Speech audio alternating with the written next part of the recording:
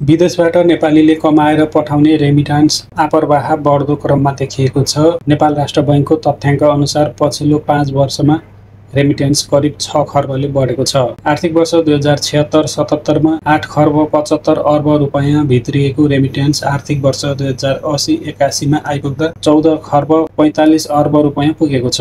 उक्त तथ्याङ्कलाई आधार मान्दा पछिल्लो 5 वर्षमा रेमिटेन्स आप्रवाह 5 खर्ब 70 अर्ब रुपैयाँले बढेको हो। राष्ट्र बैंकको तथ्याङ्क अनुसार चालु आर्थिक वर्षको फागुन मसान्तसम्म आइपुग्दा 10 अर्ब रुपैयाँ रेमिटेन्स भित्रिएको छ। रेमिटेन्स आप्रवाह बढेसँगै जीडीपीमा यसको हिस्सा पनि बढ्दै गएको छ। केन्द्रीय बैंकको तथ्याङ्क अनुसार 2076-77 मा जीडीपीमा रेमिटेन्सको हिस्सा 22.5% रहेकोमा गत आर्थिक वर्षको अन्तिमसम्म उक्त हिस्सा 25.3% पुगेको छ।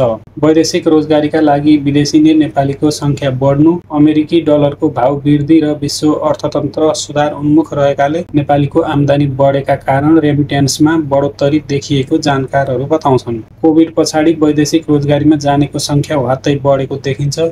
यो सँगै रेमिटेन्स पनि बढेको हो। वर्षै पछि रेमिटेन्स आप्रवाह बढेको बढै छ भने अर्थतन्त्रमा विगत केही वर्षदेखि छाएको सुस्तता कायम नै रहेको छ।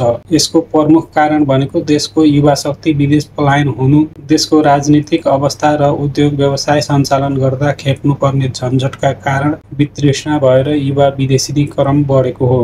साथै रेमिटेन्सबाट आएको पैसा उत्पादनशील क्षेत्रमा भन्दा दैनिक उपभोग्य र विलासिताको क्षेत्रमा खर्च भएको कारण रेमिटेन्स आप्रवाह बढ्दा पनि अर्थतन्त्र चलायमान नभएको जानकारहरू बताउँछन्। नेपालमा रहेका परिवारहरूको शिक्षा, स्वास्थ्य र अन्य खर्चको लागि प्रवासीहरू रकम पठाउने गर्छन्। यी आवश्यकताहरू बढ्दै जाँदा रेमिटेन्सको अधिकांश रकम यसमै खर्च हुने जानकारहरू बताउँछन्। रेमिटेन्सबाट आएको करिब 70% रकम दैनिक उपभोग्य कुराहरूमै खर्च हुँदै आएको छ। बाँकी रकम विलासिताको सामान खरिद गर्नमै सकिएको छ। उत्पादनशील क्षेत्रमा रेमिटेन्सको रकम खर्च भएको छैन। वैदेशिक रोजगारीमा गएका व्यक्तिहरूले पठाएको रेमिटेन्सबाट उत्पादनशील उद्योगहरूमा लगानी गर्ने वातावरण सरकारले निर्माण गरिदिनुपर्छ। यसले रोजगारी पनि सिर्जना गर्छ र वैदेशिक रोजगारीमा गएका व्यक्तिहरू स्वदेश फर्किएपछि यही बस्ने आधार तय हुन्छ।